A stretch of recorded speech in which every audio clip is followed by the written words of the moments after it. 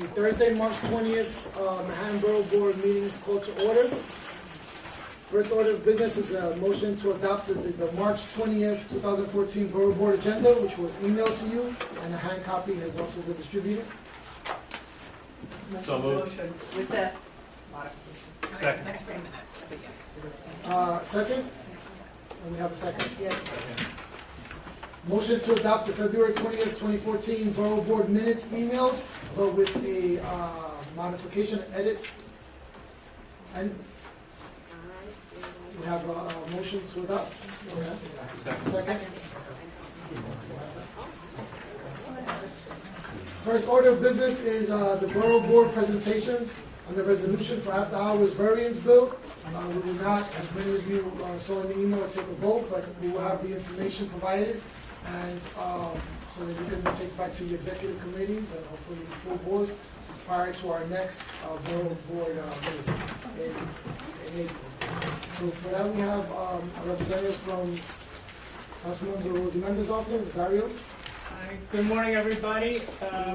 The council member is requesting your support of the resolution regarding after-hour variance regarding construction. The goal of this law, which was supported primarily by, currently by Councilmember Mendes and Garotnik, at the initial time when it was previously introduced, also by the current borough president, Councilmember Chin and Councilmember Koo at the time. The goal of this legislation resolution would allow to have more oversight regarding after-hour variance during construction, which at the current time there's pretty much no oversight in the sense of pretty much if you show up to DOB, do all the paperwork, you get that permit. And would like the DOB to limit the opportunity for companies, developers, and sometimes even city agencies to automatically get a waiver to do after-hour variance work. Obviously, there's going to be some waivers provided regarding like construction for city projects, but that's something that's still being in the works down the road. But it's mostly for private construction that we're asking for more oversight regarding after-hour work. That's the biggest concern that, at least in the communities that Councilmember Mendes and, as I know of, Councilmember Chin's district is an issue.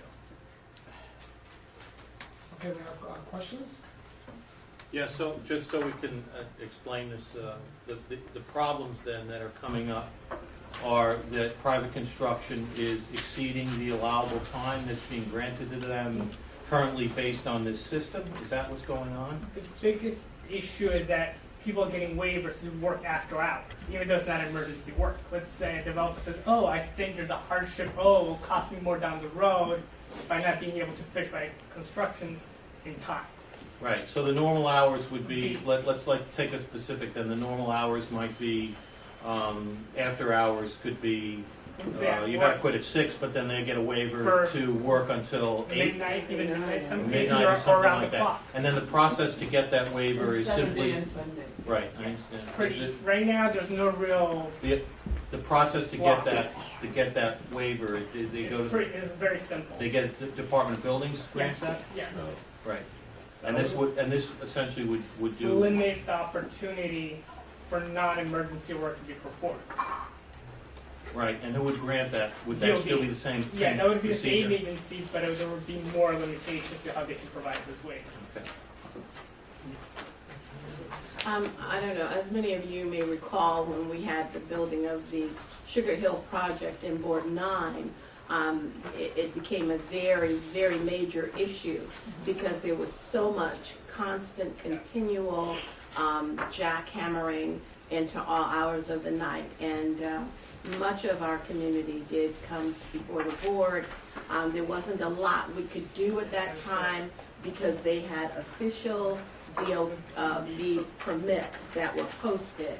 And so as a result, there was not any action that we could take. We did negotiate somewhat with the owner, but they had a difficult time negotiating it with the developer because the developer has their own agenda. So this is a very important bill here. It also, obviously, would also allow the public to be aware of it in advance because currently pretty much you just find out when Find it's out. posted. Absolutely. So, and also you allow time for comments. So, Yeah, this is an extremely, we want to echo the concerns. This is an extremely important issue in our district. At least in the last administration, the Department of Buildings gave out waivers like confetti. Yeah. You didn't even have to ask for them practically. You know, they were just throwing them out the window at you, and particularly on major projects in our district, like 157, the Excel project, they were giving them every weekend, every Sunday, into the night, early in the morning, and there was a lot of self-certification. You know, they would say they needed it, and building said, great, go ahead. You know, do your work at 3 in the morning. And having serious deleterious effects on residents within feet of this construction. Not a half a block away, but, you know, next door. And you could never get the Department of Buildings to give a blank about what we thought, or what the residents thought, or what the electeds thought. Yeah, so we have this problem in Spain. Hudson Yards is like the whole neighborhood is construction site. So not only it's one building, but it's the accumulation of buildings with each other.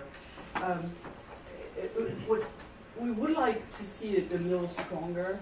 We would like to see a system of the developer put a deposit down, and then they get the deposit back at the end if they don't comply with what they do. And especially in some places where they exceed it and they continue to do it on Sunday, etc. For example, we live next to a school where the children can't learn.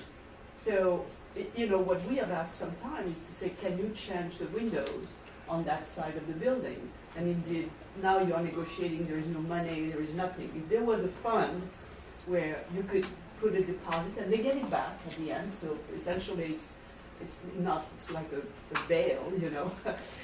But if they exceed, I mean, you know, we could pull into that, and the neighbors could really, if you have a long building, buy double windows or whatever, it continues to be ridiculous. And then the second thing is that one other major is the DOT. The DOT, when they have all these new buildings, they need to connect to the utilities in the street. And the DOT say, well, you can't do it during the week because there's traffic.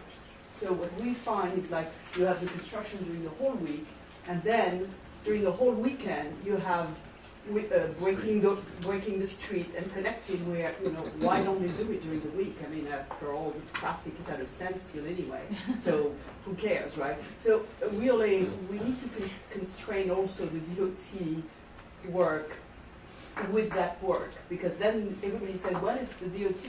So we need the DOT not to let them do it over the weekend. This is not an acceptable option in our mind. Henrietta, Catherine, and then David. Great, I think this Wait, is, Henrietta, I'm sorry. at this time, DOT does not inform community boards that individual buildings have to waive, is my right? DOB? No. Yeah, can we get that information, because if we're seeing it on the spot, we can't do anything on the spot. But can we put something in here that we should be notified, community boards should be notified of all Okay, we waivers, do, so that we can see the pattern and be able to address some of this? Do we actually actively notify? Or you have to go on. we get notification, but very late, like Friday, we'll get notification that all weekend they'll be, So you know. you want notification so many days in advance? Yeah, I don't recall a notification. Is there something in the bill? there is regarding something in the notification? bill regarding email notification. So we would get a notice. People that subscribe to it would get a notice regarding. But how long in advance? Which I think is the point, right? Yeah, and then, but we can also kind of assess that and basically create something else if they're doing it the day before, so many hours before. So at least 5 businesses before authorized. I don't know if CB10 has ever received any notification, that's why this is. That would be in the new So I would like legislation, to- that's not the current situation. Okay. I think the current notice only notifies you when it involves street closures. Yeah. I'm sorry? I think usually you're required to be they're required to notify you now of like street closures. If they bring in a crane to close the street, then you're supposed to get a fax or an email to notify you, but I don't think if it's just DOT work, which could be not affecting street work, you should have a notification probably. Well, if it's waivers, that's going to basically interrupt people's lives and weekends and nights. We should know about it in advance, so we can Yes. also let the community know. But again, we can also see if there's a pattern so that we can do something about that, but we should be notified of all these waivers in our community, so we can respond to. In a reasonable amount of time. Yes, yes. We could look into what the current advance notice.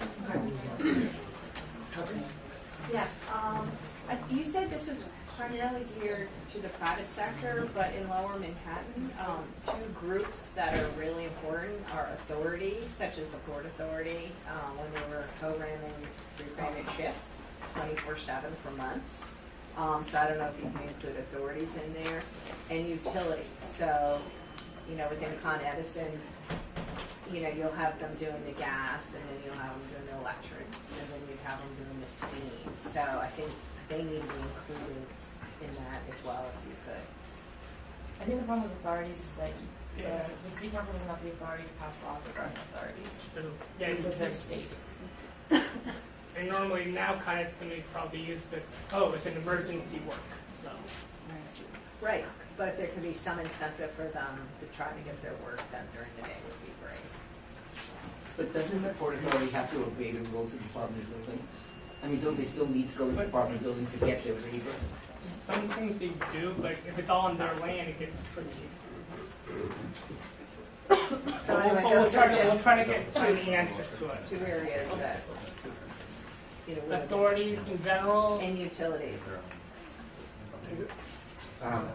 Yeah, in community boards, which we all have, where there's interlaced residential development, if they're not commercial zones, I want to strongly back this, and I'm wondering if we should be very tough on exterior work, and a little bit, just really ban it in residential areas. And I'm wondering if we can differentiate between finished work and the interior, which I don't mind if they do that, it doesn't generate noise.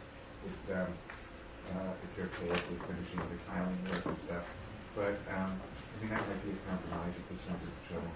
But I really think we have to be very, very, very certain, even hardship, unless it's an emergency, a gas leak emergency. Construction should stop in residential neighborhoods. Whatever it's 4 o'clock, 5 o'clock, and no construction on weekends. And because it's an art form as to what's a hardship and what's not a hardship.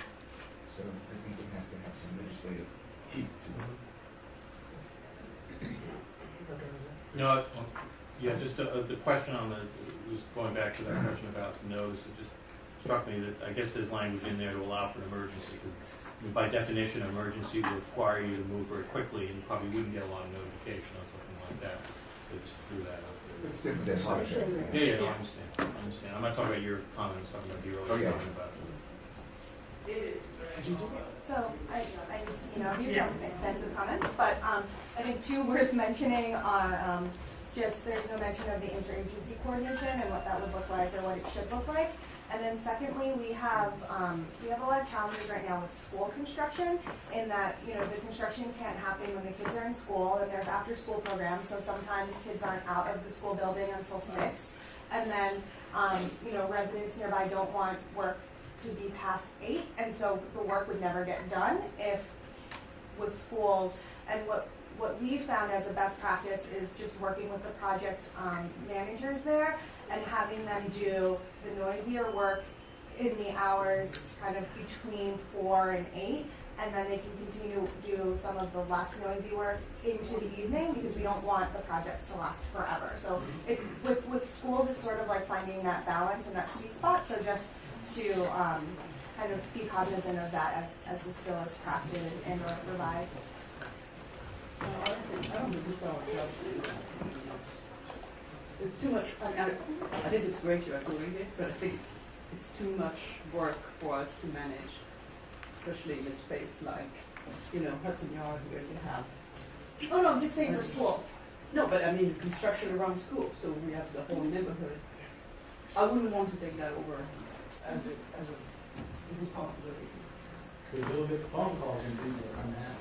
I do, but I don't think You know, and we do, and we have construction task force, and we have all of that, but when I see how much work it is, just for one building, how many can we possibly do? Yeah, you know, one issue that we had, there was a specific project in East Harlem where the city greenlit late night construction, weekend construction, and, you know, that was an issue because there was no communication with the community, or with the area impacted by the construction, and so it became a nuisance. And when reaching out to the Department of Buildings, they were just told the city greenlit everything and they kept going, and so I think that becomes a real problem. I don't, you know, in our cases with construction, I think as long as there's communication, as long as there is sort of a set of expectations for how long this is going to take, the time frame, people are more amenable to overnight or late night and weekend work. But if you're just jumping in and doing something without consultation, that becomes a real problem. And I think that's a big issue, having City Hall just sort of green light this late night and weekend construction without consultation with the community. Does that include, the city sale effect is included in the bill regarding greenlighting? I think it was, the bill would like limit a lot of these things in general, so we can go down into the nitty gritty and make sure that they're taken into consideration. Just like to piggyback on something Matthew said, I co-chaired BP Stringer's construction task force in Washington Heights, Inwood. And one of the things that we did do, and somebody mentioned it earlier, before any project started or any construction started, they came to the community board, and the first thing we did was to coordinate that construction with DOT, Con Ed, Buildings Department, everyone. Because as someone said earlier, the biggest problem that we had in Washington Heights was no one seemed to be on the same page. Edison would do construction, DOT would come along and pave it and say, well, we can't dig it up in five years. So the coordination between all of the entities is extremely important. So we had everybody come in to the table before we even let them out on the streets or doing any kind of construction. Well, every month you have the district cabinet meeting where you do have the entities come in. So when they would come in, actually today, on a day like today, where they're meeting, we would require notification. For instance, like Con Ed is working on a gas project today. So we had Con Ed, DOT, sanitation, we had everybody involved in this construction. Any other questions or comments regarding the after-hours variance bill? No other community board? Sorry, I had this personally happen to me last year. They jackhammered starting around 1:30 in the morning on a Sunday right outside of my apartment. And I went downstairs, and I wasn't like I work for the city, but I was also like, this does not make sense. And the guy didn't have a permit, but they said, we were talking about, the construction workers at the time were like, Bloomberg said, get all of these fire hydrants done, just get it done. And there was a lot of this, like, the term is ending, just get it done. I don't know if, like, now with the new administration, some, like, attempts to, you know, look after the lives of people is being considered, but I know a lot of these horror stories were under the previous construction-prone administration, but it was like, they got this order from City Hall, and which I know is been echoed. Any other comments or questions? The community board chairs have the various handouts that have been provided regarding the resolution of the bill. And Mario has submitted another handout as well.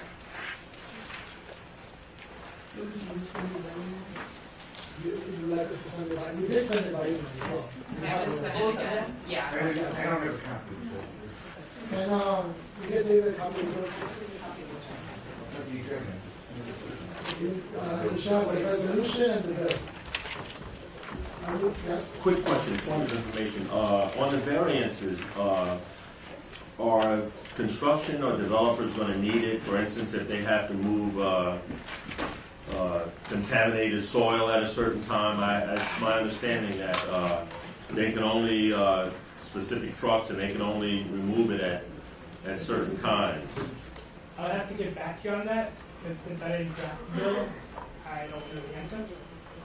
Okay, just an example, if they deconstruct a building or Yeah. construction with asbestos or different type of things, I know that they only can, they can do it, but yeah, they can only remove it at a certain time or on weekends with specific type of trucks.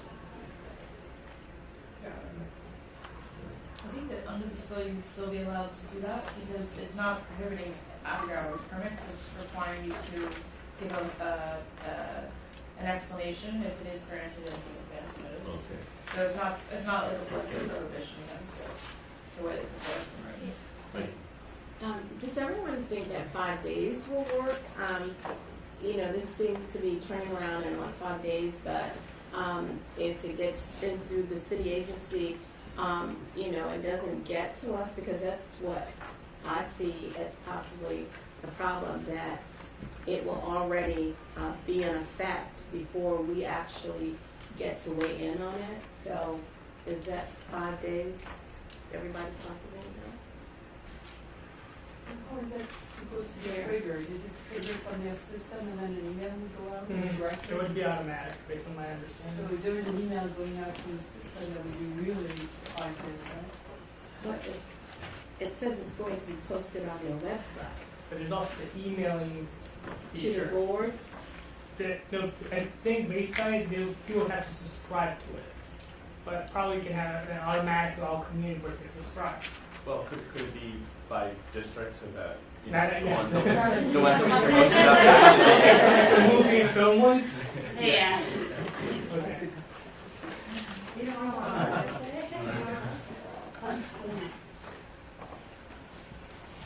So that community boards are written into it, that's By default. Any other comments or questions? Okay, we'd like to bring this before the borough board in April for a vote. So if you have any other questions, you can contact the office or the offices of Councilman. We'd like to turn our attention now to the borough budget priorities. You've all been emailed a draft budget, borough budget priorities. And we'll have our director of budget and transparency, Will Colville, walk us through our budget board priorities. All right, thank you, everyone. So let me just run through real quickly. Yeah, you wanna, yeah, just front row.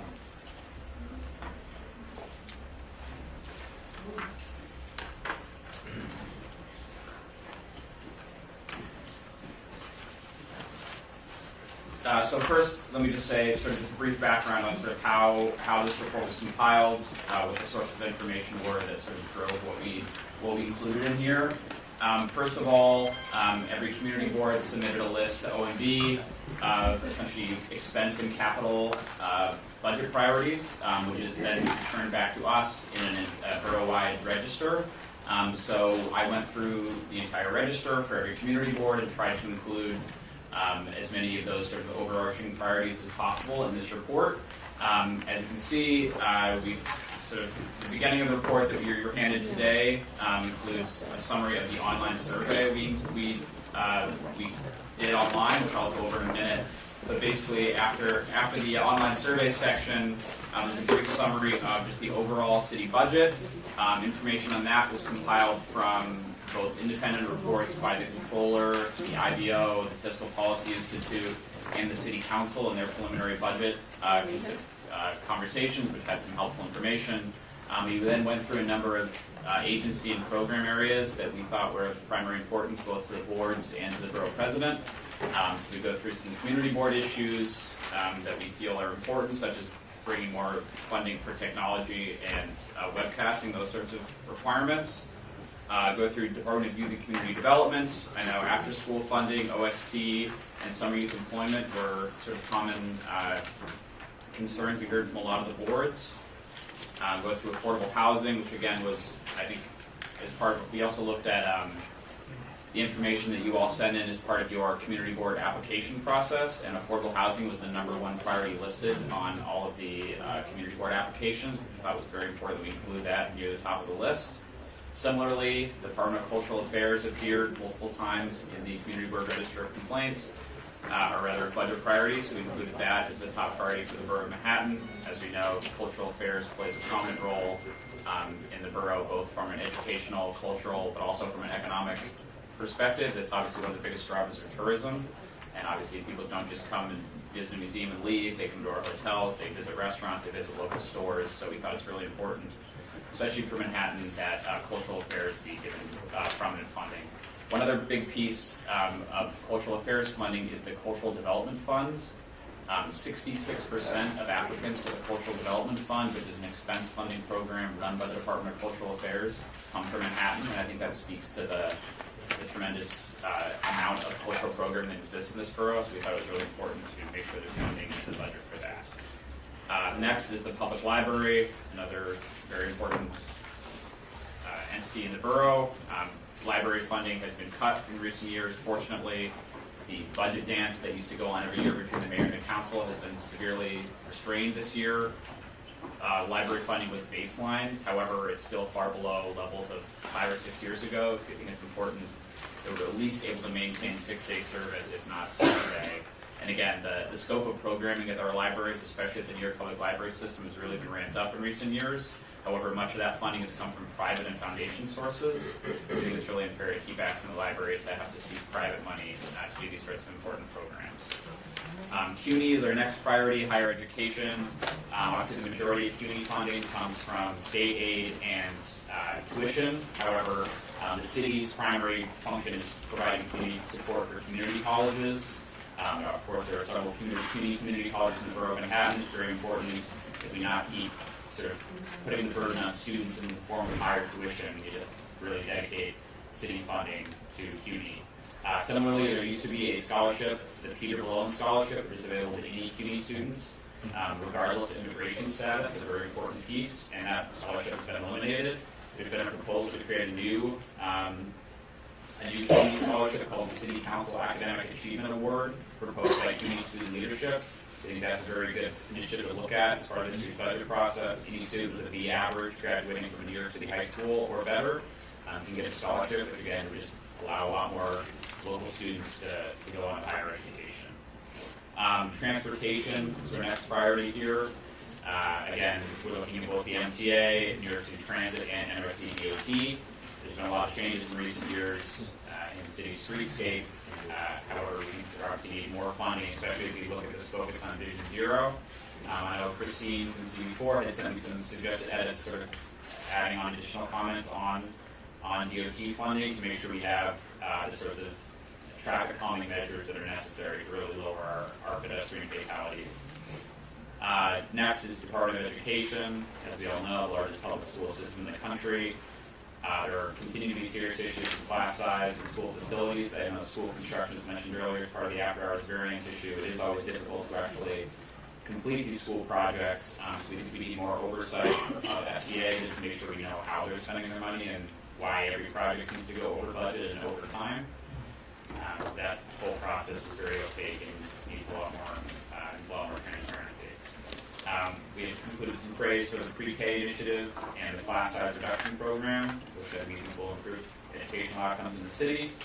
Another big priority for the borough president is school-based mental health clinics. This is very important in increasing student performance, reducing suspension rates.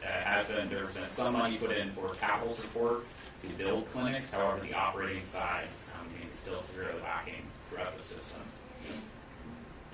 Public safety next. Again, this issue of stop and frisk and the pervasive nature of police lawsuits doesn't get discussed as much in the budget conversation, but the number of lawsuits is directly correlated to the number of unconstitutional stop and frisk. That practice has been severely reduced in recent years. We believe will continue with the Blasey administration. However, certainly here is further scrutiny. Similarly, on Vision Zero, obviously the MIPD has a tremendous role to play here in traffic enforcement, making sure officers on the street are actually focusing on these issues. Another proposal would be to hire more crossing guards, either to be DOE and NYPD, but having people on this, having crossing guards on the street is obviously tremendously important for pedestrian safety and making sure people are following the rules. Department of Homeless Services, as we know, the homeless population in the city is at unprecedented levels. There has been additional funding put in the budget for DHS. However, I think more can obviously be done. All our shelters are at capacity. And more definitely needs to be done. Additionally, I know in Manhattan, especially in Borough President Brewer's former council district, there have been a number of issues with the siting of homeless shelters and the way the contracting process has been done.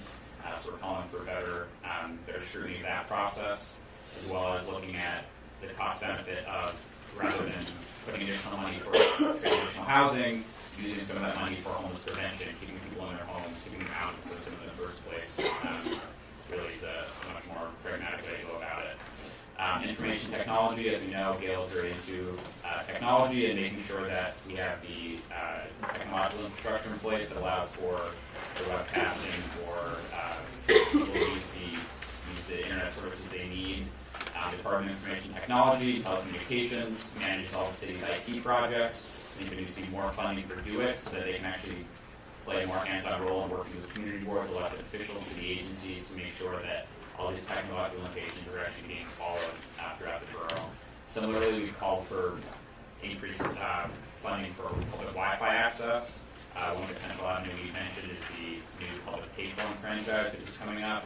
There's potential to turn our old copper-wire payphones into really innovative technological interfaces that can provide public Wi-Fi, phone charging, a whole slew of issues. Finding, you name it, we can really canvas this opportunity.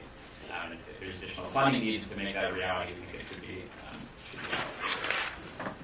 Last, but certainly not least, we talk about senior services. Obviously, DIPTA is the primary agency for being seniors. We need to look at programs, increase operating support for NORCs, senior centers, meal programs, elder abuse, case management, and more. It's also getting back to the infrastructure issue, making the city more age-friendly, meaning more accessible for people who may have mobility impairments, curb cuts, building access, et cetera, are all things really need to be looked at to make sure we have a city that people can really age into. So that's a basic rundown of what's in the report. Now I'll just quickly go over some of the results from our online survey that we conducted. So from March 6th to March 18th, the Borough President posted an online budget survey to solicit input on budget priorities. So hopefully everyone in this room received a copy of that survey. We received 425 responses, which we're very pleased with the number of responses. I think the last time the former Borough President had done this, they received a little less than half of that. So we're really pleased to be able to get so many responses. So thank you to all of you for doing the outreach on that and making sure that people actually filled it out. We had responses from all 12 community boards and nearly every zip code in the borough. I think it's great. We got the diversity there. Here's a breakdown of the responses by community board. We had 51 from CD1, 31 from CD2, 31 from CD3, 25 from CD4, 15 from CD5, 33 from CD6, 95 from CD7, 26 from CD8, 30 from CD9, 38 CD10, 18 CD11, and 21 CD12. I should also note that you were able to fill this report out anonymously, so not everyone actually filled out their community board numbers, so these numbers are not a complete compilation of everyone who completed the survey, but we think it's a pretty... CD2 would like to claim 45. I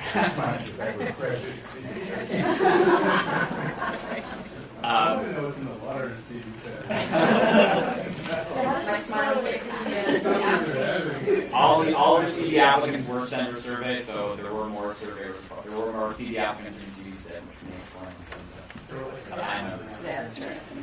So basically on the survey itself, respondents were asked to rate a number of overall budget priorities on a scale of 1 to 5, 5 being most important.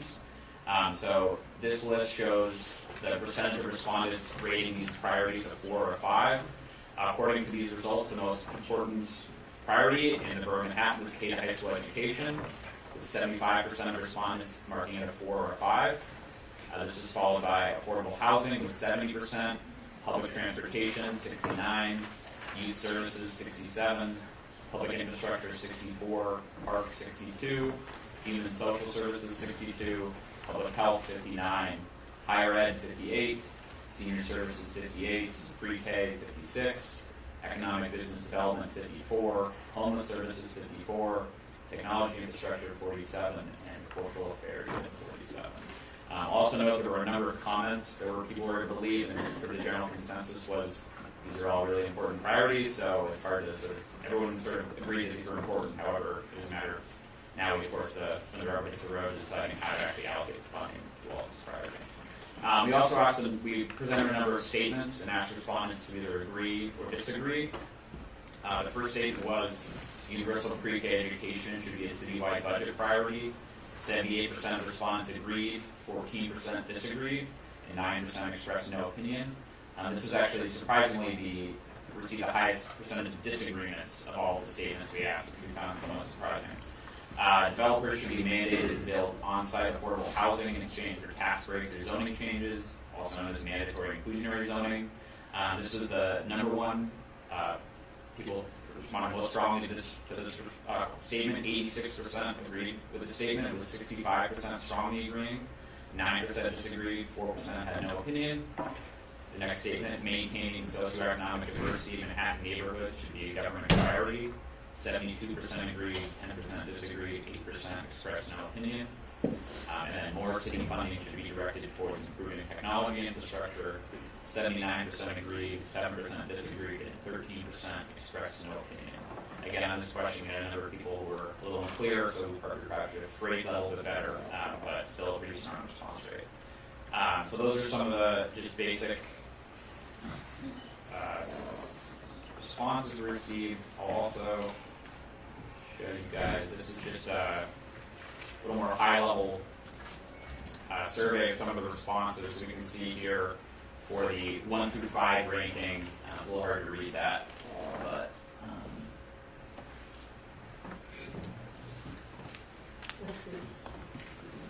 anyway, you can see the breakdown here of how many people ranked each of these priorities 1 through 5, starting with pre-K, K to high school, higher education, youth services, and again, as you can see from the breakdown here, the vast majority of respondents rate all these as high top priorities, which again is not as surprising, but you should still look at the way the numbers correlate. Again, we see senior services. A lot of people are rating it 3 through 5. However, you can see the higher percent of 3 rating, but it's sort of in the middle than any of the other priorities, which is why it's perhaps rated lower overall.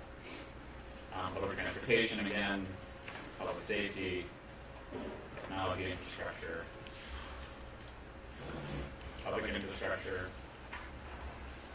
parks,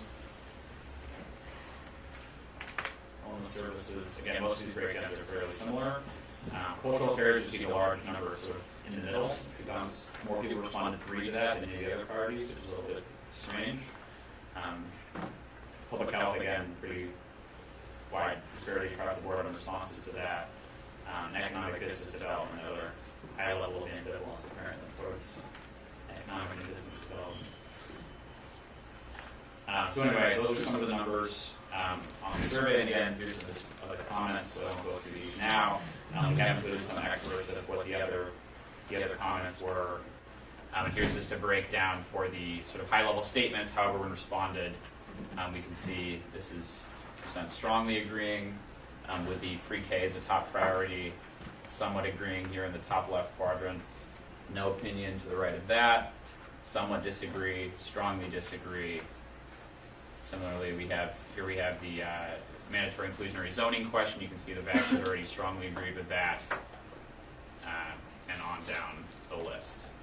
So that's just sort of a summary of what we did. Does anyone have questions, comments, edits they would like included in the final version of the report? And we're tracking your edits now as well, so if we can just make sure we take minutes and yeah, I'm include just the edits going to in open the up a new report. document here and take some notes on. I'd like to also thank Councilmember Rosenthal and Councilmember Martin for joining us this morning. Thank you so much. Hi, we went over this at last night's executive meeting. You were one, we loved it. I just have a couple quick questions.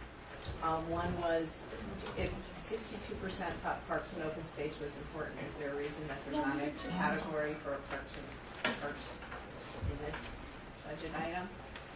No real reason other than, the majority, we try to include mostly in the actual report, responses that came from the CB Register of Complaints. Parks did not rank as highly overall on what we saw across the borough. And again, we felt like we couldn't include everything in here, but I think it's a valid point. Is everyone sort of amenable to including a section on parks? Yes. Because parks and open space is really important, I think, for people's physical health as well as their mental health. And then after Superstorm Sandy, working with CDs 2 and 3 and 1 of the clear things is the edge around is also part of the resiliency.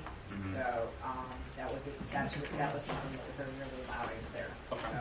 So, the second thing was our chair of the Youth and Education Committee was wondering if we also we're shocked by the $1 billion spent on consultants, whether that money could possibly be transferred into capital rather than expenditure to actually go into school seats, since we don't know what the $1 billion in consultants are. And then the third item was the landmarks is an important but small little part, and so maybe that could be added under your cultural. So can you just elaborate on that a little bit more? Like landmarks. It's specifically a Landmarks Preservation Commission. More funding for LPC? Well, it wasn't mentioned. Okay. And so that is something, there's a lot of, history is really important Okay. as well. Thanks. Thank you. Christine, go ahead. Yeah, so is the report in the order of importance or not? It is meant to be? Not necessarily, no. No? Okay. Just, I thought transportation should be way higher in the process. Just Really? Yes, yes, right. Right, but it's kind of generally the second or third priority. Okay. Yeah, it was not intended to be in order. Okay. In order of Thank significance. God. Any other? Mark, the one thing in our community, I know this is not specific to our community board, but in 10, we have a very small library, the McCombs Library, and we have been looking for space and money so that the library can be built. Right now, we just house 15 customers at a time. This is just how small, and it's surrounded by a lot of large development, projects, nicer housing, and we are looking to see if we can find space and money for that. So I don't know if that's something like that can be incorporated here. I mean, I feel like we did mention the need for increased capital funding for libraries to expand both their physical and technological infrastructure. So in my mind, I feel like that's sort of covered, but perhaps we can elaborate on that. Okay, thank you so much. But we should make sure that that's a priority for you though. Yes. Okay, generally, when developers come in, we should say, you're building a library.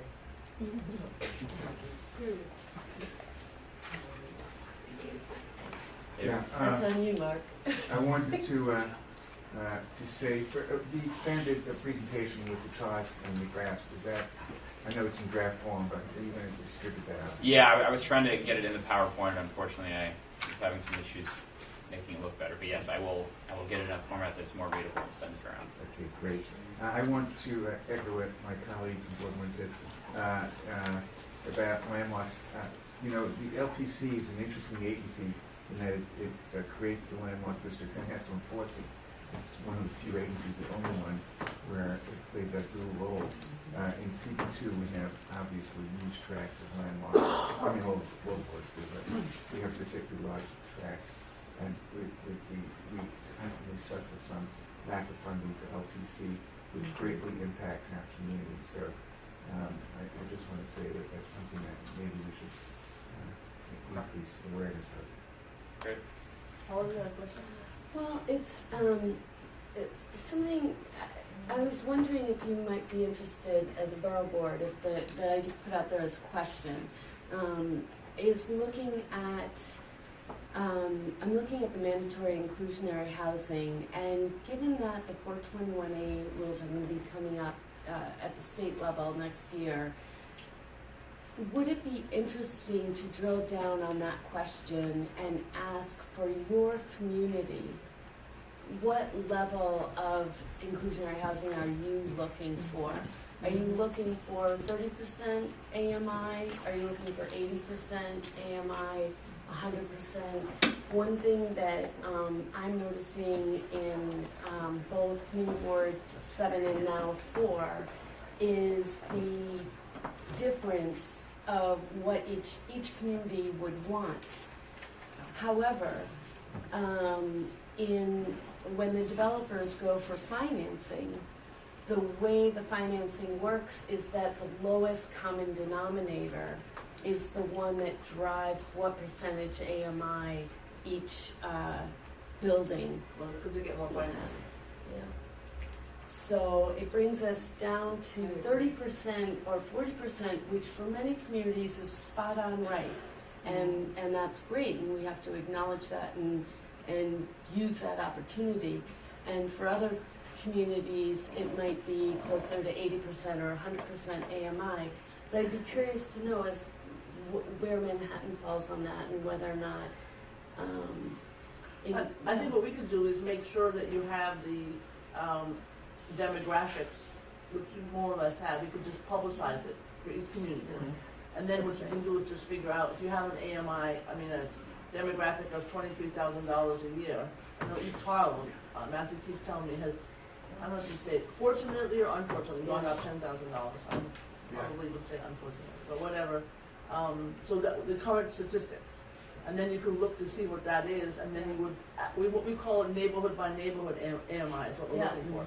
That's great. And it's been kind of a mantra, not to say it's happening, but neighborhood by neighborhood AMI. Yeah, and then as a group, sort of, to help drive that process at the state level. You're mentioning before, we want all EMI, Right. because we want diversity. We don't want to become one district of one EMI. You know, so it is very important is to have the financing allow for whatever level of AMI is appropriate and a mix of AMI. And that's what you're doing at the Site 7. Yes, but you know, the convoluted way. I mean, you know, it's really going around the way where the financing doesn't drive you to that. And I applaud whatever we can do at the financing level to help the developers think that way and not be hampered into going that way, because we don't want to be, you know, if we are too low, we want to be high and low. We want everybody to be mixed together. Exactly, and it's the TF Cornerstone site that I'm struggling with. You know, I just want to say, we have a huge tract of land now called Hudson Square, where we've incentivized affordable housing. But if you want to use the 421 in the exclusionary zone, which is, I think all of Manhattan is now in the exclusionary zone, isn't it mandated that it has to be low-income housing? So we're struggling a little bit with that because we also, like I said before, you know, we have teachers and firemen housing. You know, we need to provide affordable housing for our middle class. And here we're going to have 8,000 residents in Hudson Square. Already, it just passed, and already we've gotten the first 2 applications for affordable housing. You know, one from Related and one from Excel. But they are mandated to put in, because it's an exclusionary zone and using 421A. And that's a structural problem. You're describing it better than I did. That's the exact problem. Why don't we do this? I have an idea. Why don't we have for the next borough board a couple of experts who could describe why the financing is X, and you come out with Y.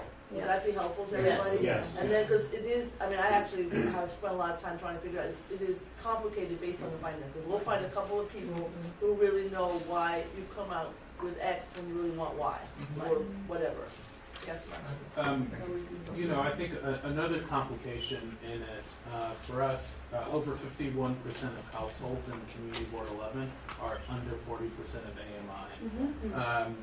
But we've also done an analysis of our housing stock, and over 12,000 units of affordable housing could become deregulated by the year 2040. That's the problem. And so it's not just about building, it's how do we protect the stock that's there.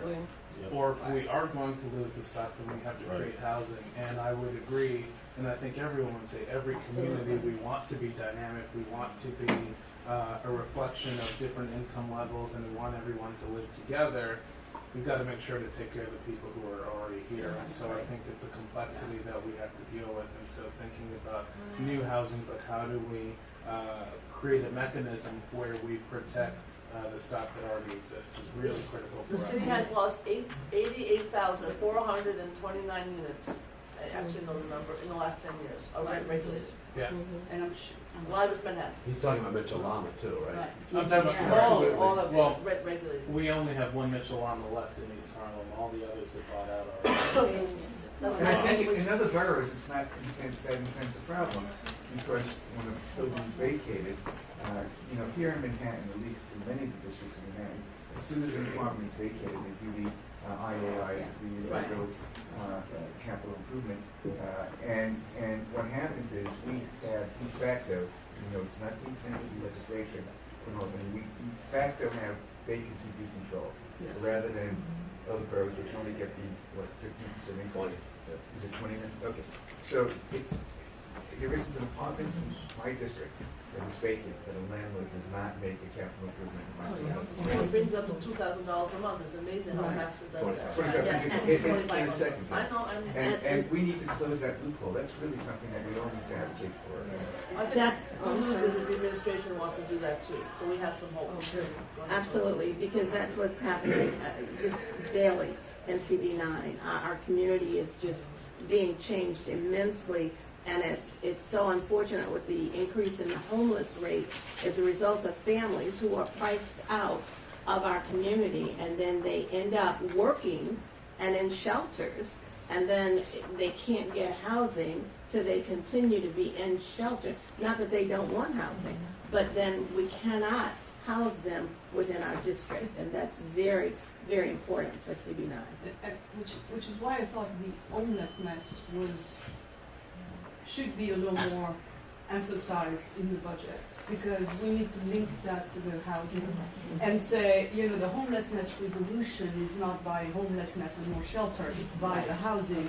And I think it should be linked into the two paragraphs and say they are in the same place, they are the same thing. Although what I thought that reflected was the misuse of money in the Department of Homeless Services. As well.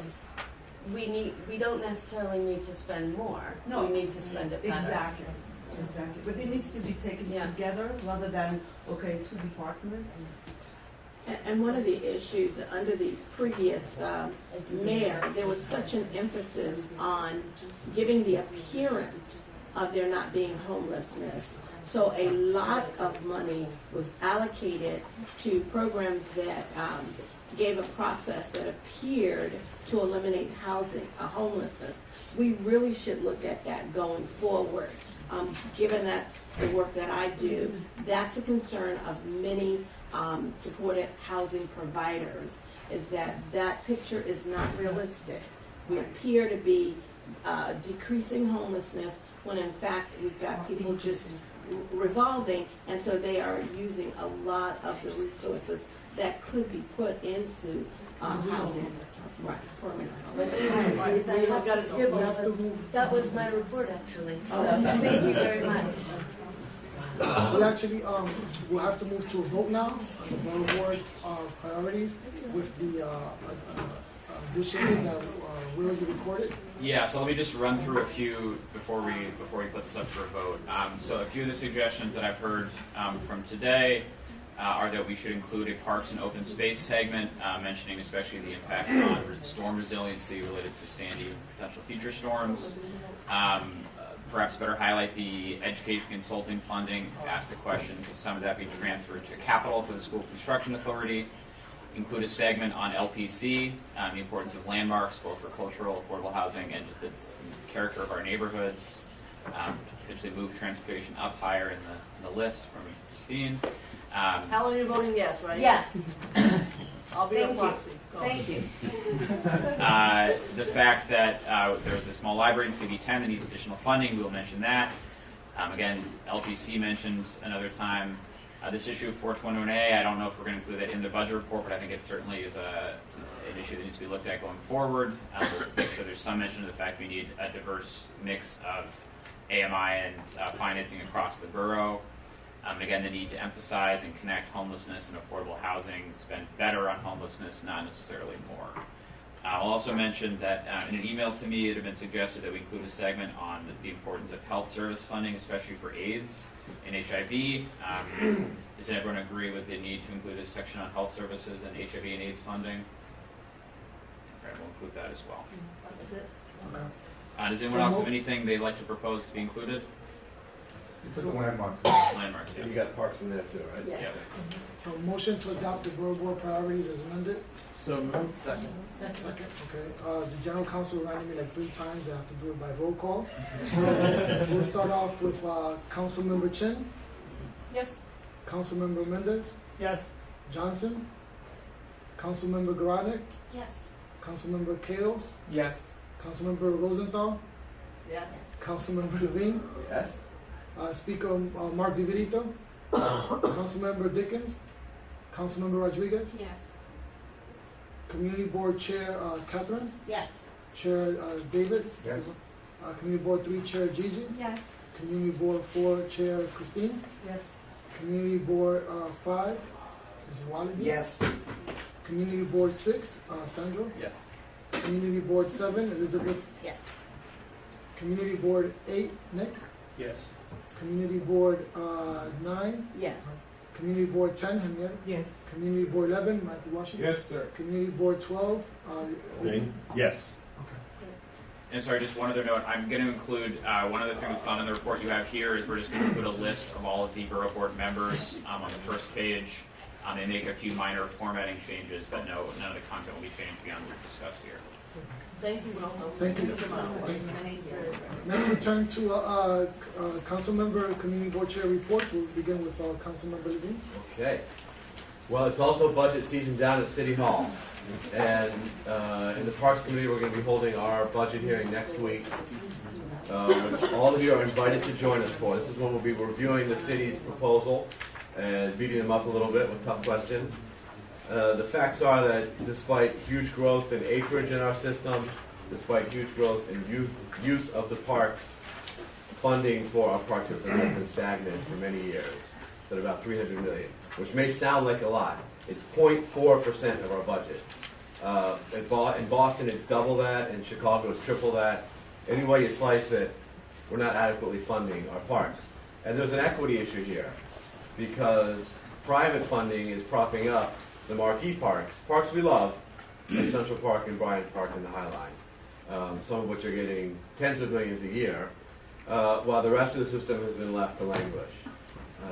And I have co-sponsored legislation that would force the Parks Department to publish funding data on a per park basis, so we get a better handle on equity in our system.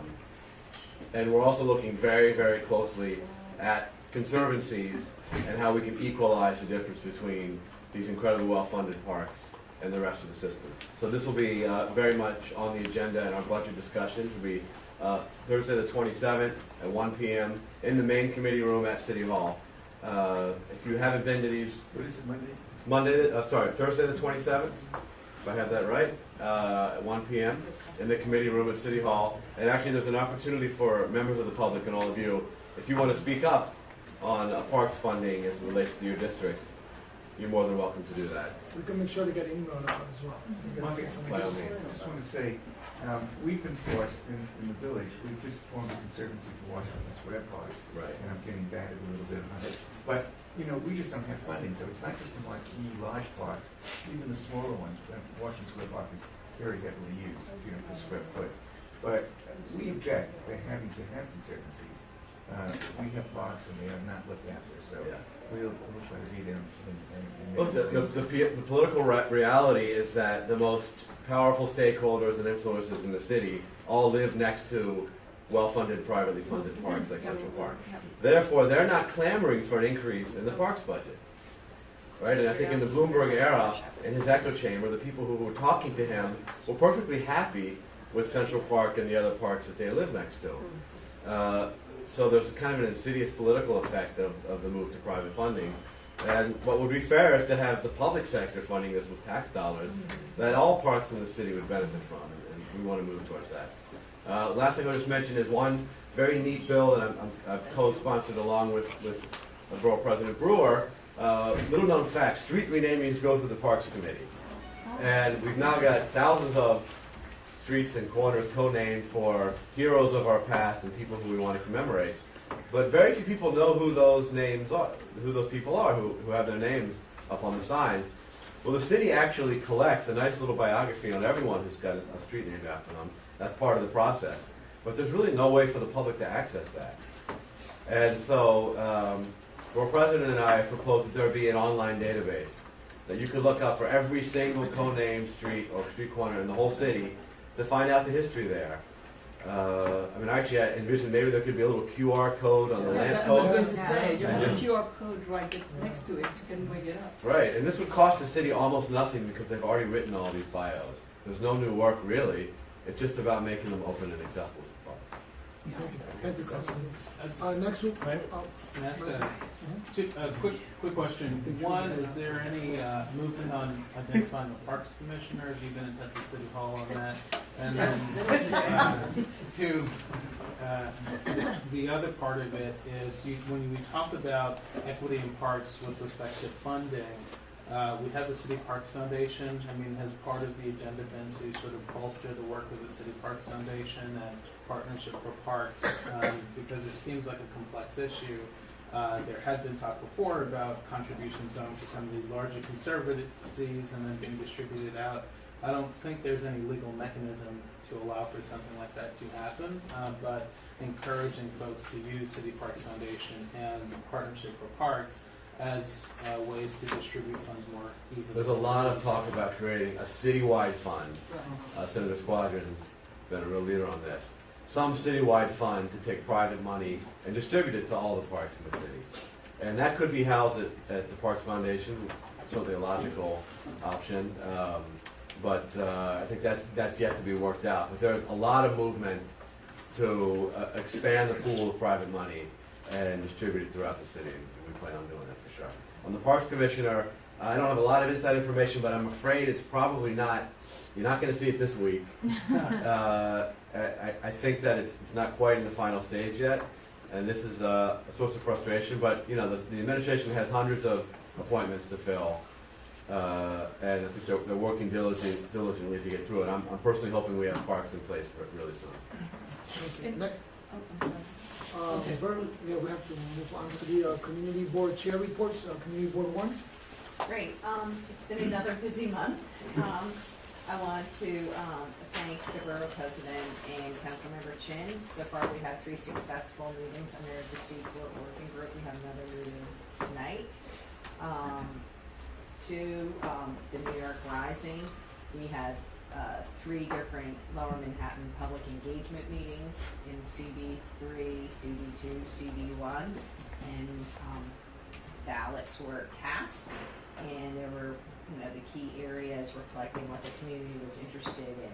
Basically, you know, emergency preparedness, community, you know, which would include community emergency preparedness programs, recovery resource centers, and community-based organization capacity building, residential resiliency and education programs, small business resiliency and education programs, stormwater improvements, which would include flood mitigation and coastal protection.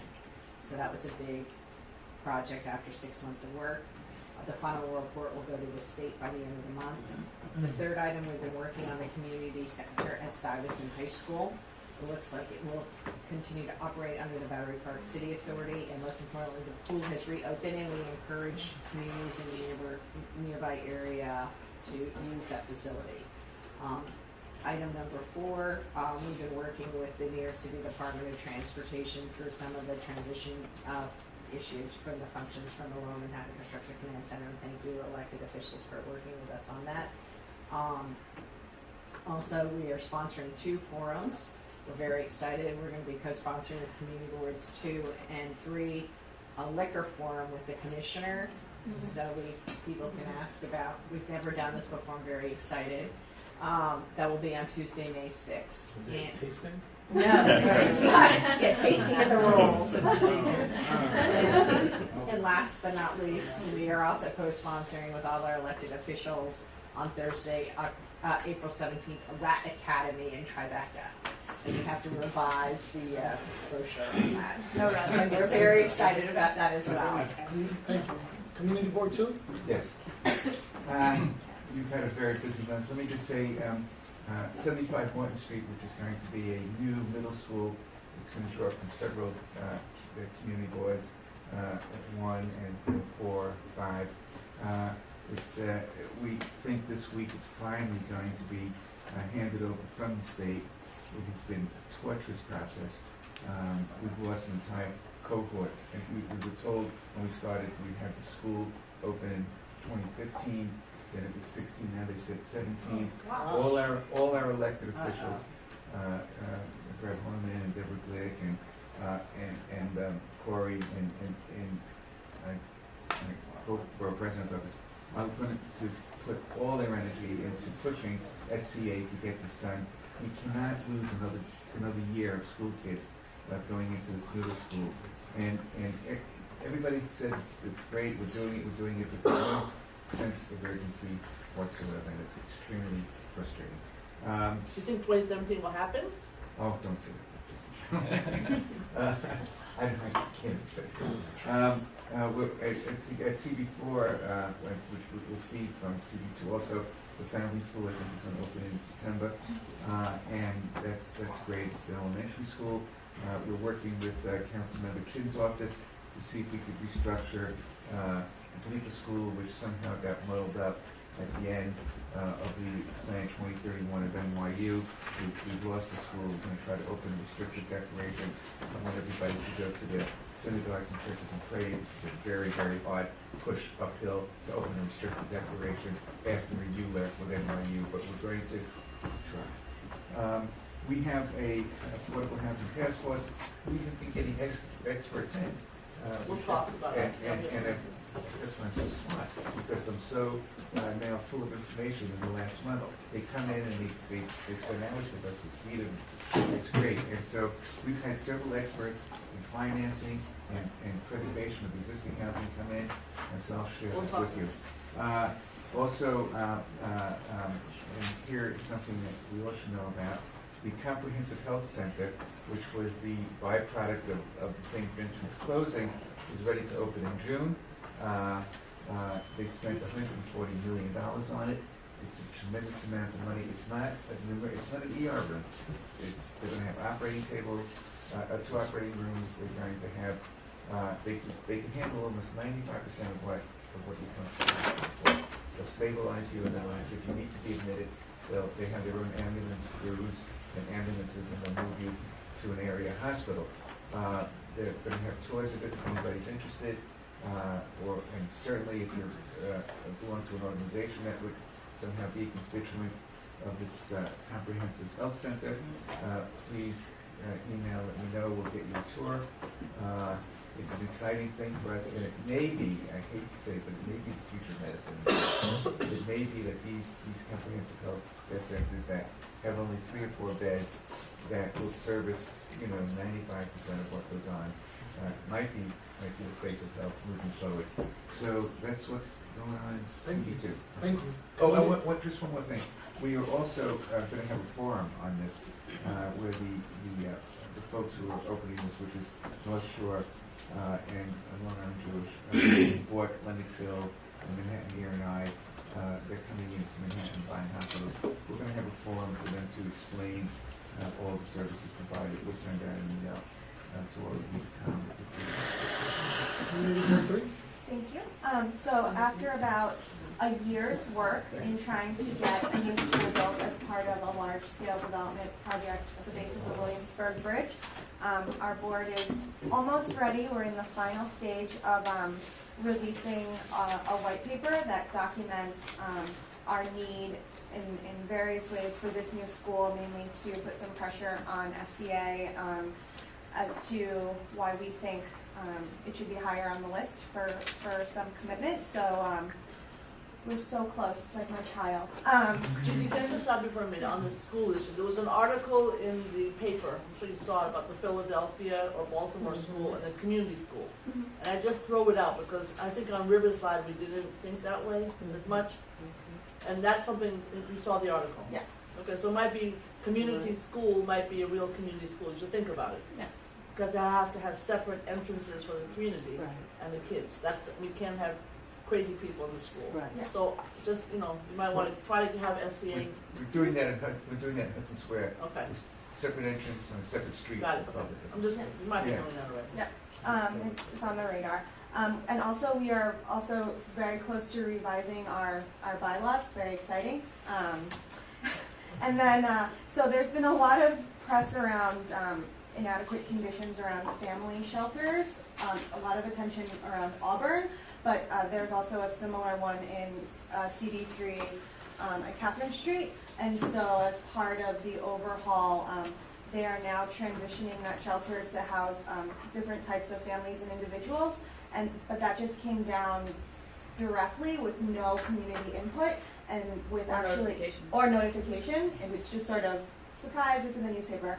And it's right next to a massive nitrogen development with there's a lot of concerns around what that would mean for that area. And there's also been very conflicting information that has been given in the press to us and also to the NYCHA Tenants Association and leadership. So we, after some very heavy conversations, they're actually going to come to CD3 and give a full presentation on that process, how they're going to make the decision, and if there's any sort of wiggle room for negotiation if the community feels differently. Thank you. Community Board 4? Yes, so we have very large development called Site 7 on 51st Street and between 10th and 11th Avenue, which has been presented now to City Planning. That's a very, very good example with about 40% of affordable housing there with all the range of AMI we were talking about. So and it's a partnership between the public and private developers. We hope that we are very excited about it. And then I think the City Planning yesterday, the hearing was interesting. Everybody at the City Planning said, well, this is a prototype. We should really try to replicate that in the future. We're also working on a infield of NYCHA properties, not for purpose of private, but for more affordable housing in Fulton houses as well as in Harborview. Harborview is around 52nd floor, 54th Street. We continue to have an onslaught of buses who want to come in our neighborhood. Both buses now want more stops in our neighborhood, and it's really very stressful because there is no space for it. And as there are more residential development, the places where the buses were parked now are not available anymore. So there is a tremendous stress. State Senator Brad Holman organized a little SLA meeting between those community board, which were under his purview, and we had a very productive meeting about what would they approve, would they deny, will they follow the community board. And we were somewhat encouraged by this meeting that we can really push back a little more than we've been doing. And finally, I'm sure CB5 is going to talk about that, air rights. There is an RFP for air rights at Mohian Station. And in order to fund the renovation of this huge, beautiful hall, and we have some concerns indeed that this is the tail wagging the dog, because there should be a plan and then the air rights. And right now it's like, let's sell the air rights, and what is the plan? So we are trying to send letters and push back with CB5 on that, saying, where is the plan first? So this is what it is. Thank you. Thank you. CB5? I just want to make a slight correction. The Foundling School is going to be in Community Board 5. That's right, it's on the easterly side of 6th Avenue. Boy, David. Wow, David. We're not going to comment down here. You're right, I'm sorry.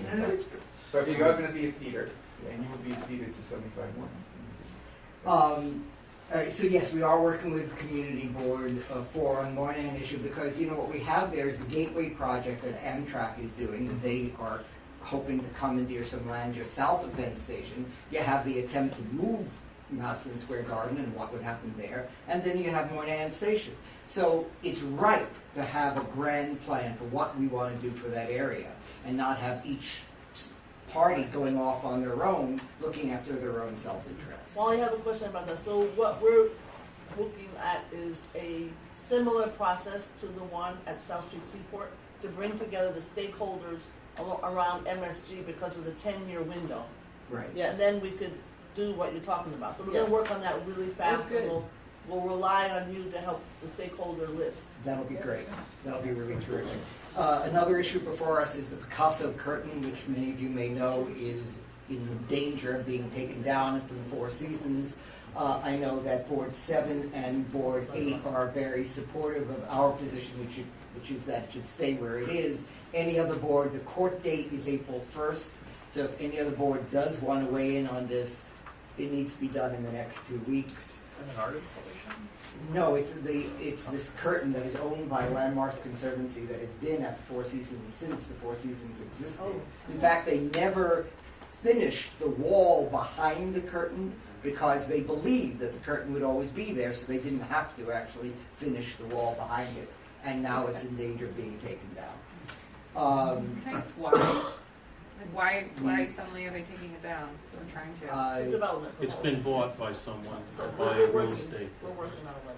They want to make a trend.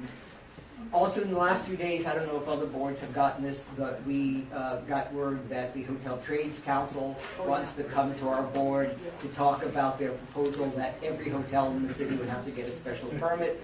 We think that perhaps the more appropriate venue might be through the borough president's office. Yeah, we'll have them come here. And then our third issue is something coming before the SLA today, which is at the infamous 157, the Excel building on 57th Street. The Park Hyatt, which will be the hotel at the base of the building, they have a terrace that they are building behind the building on the second floor. It's totally enclosed by residential buildings. And it's going to be this terrace, and they want to be able to have a liquor license for the terrace. They won't be serving liquor on the terrace, but they want guests to be able to go out with their whiskey sour and drink on the terrace at 1 in the morning. And we think that's completely And we raised that inappropriate. issue with the SLA, by the way, and because we have so many of those. And they said, you know, we can approve the license, but not the terrace. That is fine. I mean, you know, you have to make the case. We did make the case, and Park Hyatt refused to back down, at least at our board. And today we're going before the SLA to try to get the SLA to get them to change their minds on the subject. Okay, thank you. Community No, board. I mean it. I wasn't saying that in a negative. I mean. Quiet. Community board 6. So I wanted to mention a few things. One, that we started including some of the open data information, some of the graphs, as well as some heat maps from like the 311 data on our website, and we've been circulating that to members of our community, and people seem to really love it. Just because- made my day. Yeah, it's actually been really interesting because I personally did not realize so many 311 complaints were coming in about the muni meters and about taxi issues in our district. So it's interesting to kind of open up that data even for the board members. So I'm glad I started with that. Christine, write that down too. So yeah, we're actually trying to push that a little bit more. So we actually have been trying to focus a little bit more on quality of life issues, and we had a quality of life forum with council members Garadnik and Mendez last week, and we're planning on doing another one next month. And it was actually really enlightening to hear, you know, folks who don't normally come to community board meetings actually come, voice their opinions, share directly with representatives from different departments for the city as well as council members. So I think it was really well received. We're also having we're co-sponsoring a community meeting, I guess, on waterfront access at Stuyvesant Cove Park. I think I might have mentioned this about a year or so ago. There were some issues with access to the actual waterfront there. We had some kind of back and forth with EDC at one point. We've had like self-propelled craft days, like kayaking days there, where unfortunately no one could actually get the kayak easily into the water. You know, they had to use a ladder to climb over the fence because no one had access to the padlock. So we're actually trying to look at ways to improve access to that space and actually utilize it better. And I think we actually have a grant from Councilmember Garodnick to help make that possible. So I want to thank the council member. As well, I wanted to mention we're conducting a couple of surveys. We're actually doing a tree bed survey across our district to actually look at unused and dead, unused tree beds as well as dead trees, and a school seat survey, because we actually get a lot of complaints from parents in the area about the lack of school seats, the wait listing. We also hear that at CEC, so this is something we're actually trying to get in front of because we're not really comfortable with the way we get the statistics in terms of the actual need from the Department of The Education. trees will be easier than the schools. I know, but we're starting I've them done both. both myself. Thank you so much. Thank you. Community Board 7? Great. Just a couple of things. We have been probably read in the news about a development or property in our neighborhood at the northern part of the district, the Stonehenge, which has market rate tenants who are getting access to the gym in the building, whereas everyone else in the building wasn't allowed to have access, and it became a huge story over the course of this month. We've had a number of meetings about it. We passed a resolution. From our understanding, we understand that even those people who would have offered to pay for access to the gym are being told that they can't. So it's again become sort of a bifurcated issue of people that have and have-nots in one particular building, and we expect that to be something that continues to be a problem with a number of other buildings in the neighborhood. So we're working on that. The big issue continues to be on the board, pedestrian safety, and fortunately there haven't been, I don't think this month there's been a tragedy, but we have established a working group that's more focused on sort of urban design and livability that involves our transportation committee, but also involves sort of is very interdisciplinary and involves several other members of our board. And that first meeting is going to be March 24th, and we're also going to involve a number of members from the community who have been very active from a variety of parts of the issue, people who care about their cars, people who care about pedestrians, people who care about the overall sort of street design and how things can be designed better, and so that we can think a little bit more proactively about these types of issues before they become the unfortunate tragedies that have happened in recent months on the Upper West Side. Along those lines, it was interesting, we passed a resolution, or we're about to pass a resolution about revocation of driver's licenses, and I was just talking to Christine about this. Similar to what Councilmember Rosenthal has put forth with the TLC, our resolution was actually a little bit broader in that we felt that as though if a driver seriously was found guilty of either killing or seriously injuring a pedestrian, that their license would be permanently revoked. And it was actually a very interesting discussion because the resolution I thought would be sort of a no-brainer among our board members for a variety of reasons, and it actually didn't pass. And there was a real question as to adjudication, as to sort of what constitutes, like, are you found guilty in a traffic court, or what constitutes, being found guilty.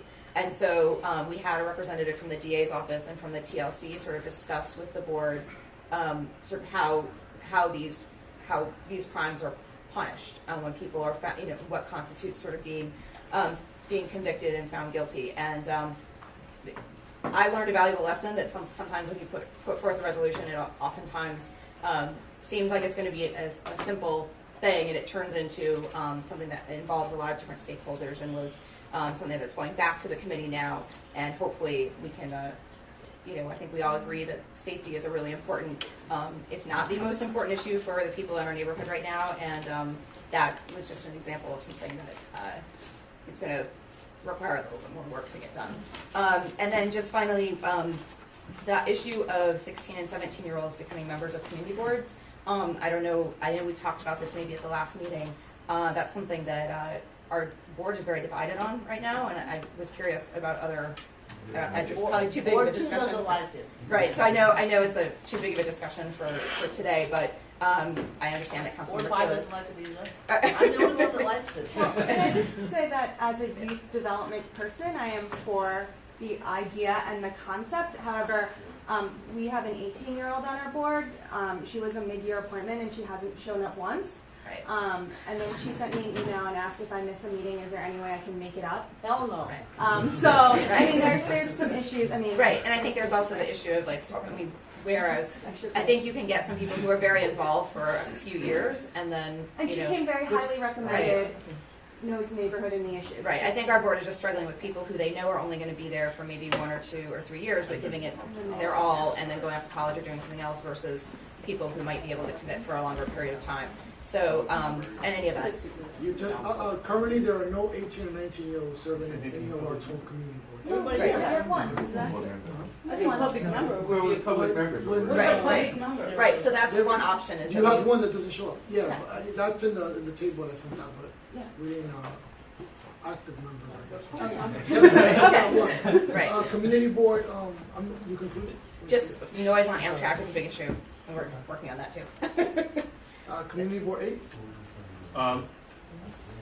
We're continuing discussions with Rockefeller University regarding the Esplanade on the east side. We've had constructive meetings with them. They've been very responsive in terms of responding to what we've asked them to do, which is really try to provide as good an experience on that Esplanade, given that they will be building over the drive at that point, so providing space and so on for people to be able to use it. So that's been productive, and we're continuing to deal with the larger issue of the Esplanade, which is going to be funding. We're talking about funding it really in its entirety, and I'm sure that's also an issue for Matthew as well. How many blocks is that? Well, Rockefeller is about 4 blocks, but the entire Esplanade, from in Community Board 8 is 59 up to 96. And we're also interested in this idea of having some continuity to that to the Esplanade as well, to make it kind of a good thing, all the way along in the district and indeed throughout Matthews district. I should know this, but is there like a group of people, like, do you meet together to discuss the Esplanade, or how does the discussion take place? Carolyn Maloney has organized a group, and so everyone has been involved, all the council And the members, council members, and the Kayla's sponsor. engaged, Okay. and, so, yeah. The key issue is funding, because there's a lot of money it's going to take to fix the pilings along there. That's a significant amount of We're dollars. very familiar with how much each Yeah. piling costs, to the last penny. I have a general question regarding Facebook postings and what can be put up there from the community board. I'll refer that to you, I guess, but if you guys have any feedback on what you're putting on Facebook. This specifically, the issue is about posting something from a newspaper regarding copyright and so on. Do we run into problems doing that? We haven't been doing it, but I'd just be curious to get some feedback on that. We're continuing to focus on traffic safety, looking at areas where we think there are problems. We already submitted some sites, so that's a priority for us. We're going to be holding a forum on street vendors, really looking at better ways of enforcing the current existing regulations, dealing with also the restaurants on wheels, basically. So who comes to a forum like that? Who's the expert? Well, what we're asking is that various groups come who are impacted by vendors, and actually anybody. This is open to anybody in New York really is invited to this. What we want to try to do is to come up with easier or better ways to enforce the current regulations. It just what's happening is that people are just showing up illegal or whatever, and it's really there's not much enforcement in our area. I think in Midtown it might be better, but I think they still grapple with some issues there as well. So it also has to do with restaurant, trucks that are serving out food out of their truck, and they show up and they park in a spot that's not legal.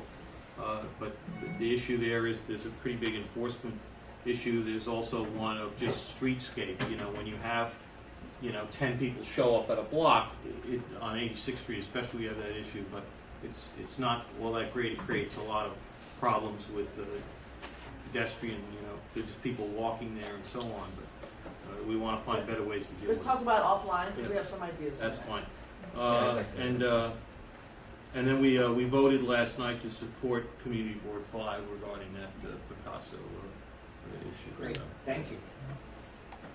Thank you. Community Board 9? Community Board 9 has been working really diligently with Community Board 12 because we've had a serious outcry from our constituents regarding helicopter noise. Unfortunately, we got a report back from 311 that indicates that they're not getting a lot of complaints called in. So what we've decided to do is rather than focus on the noise, because the helicopter routes across our community are very real. Georgia and I talked about it, it was presented at our last forum last week, that we focus on the safety of the helicopter routes that come through our community. But hold on one second. I have spent thousands of hours on helicopters, literally. And let me be clear. There's three kinds. There's the press, there's the cops, and there's the tourism. And then there's four kinds. And then there's the travels, people going out to the airport. Right. The only ones that you can focus on the tourism. That's the one we're focusing on, but not the police. Okay, not the- what they are supposed to have, having worked out the routes, which are not following, is up and down the Hudson. I Right. assume that's what you're hearing. No, they're coming across, going over to Yankee Stadium. And then that's- touring and coming back. So Right. that's what they're doing. But we have a rule they cannot go across Manhattan. So they must have, let's talk about it afterwards. Okay. That is signed off on by the Eastern District Helicopter Association Fantastic. and by the EDC. The problem is the downtown heliport Right. has tourism. And Mr. Bloomberg had a helicopter and a pilot's license. That was a problem for me. So I don't think Mr. de Blasio has a helicopter, nor does he have a pilot's You license. probably can't fit into a helicopter. So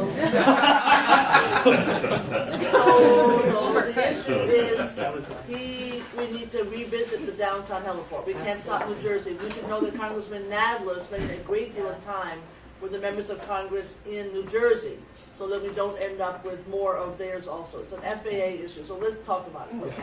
Just Yeah, maybe one interesting. thing with that, Borough President Brewer, after the lawsuits that we filed to get them out of West 30th Street, a lot- Thanks. sorry, a number of them have moved over to New Jersey, Yes. and so a lot of tourist helicopter flights are Correct. coming out of New Jersey. Correct. And so it's a big issue. It's a big issue. I think Congressman Nadler is aware of that and has been meeting with the congressional folks there, trying to get that stopped. Just, Okay.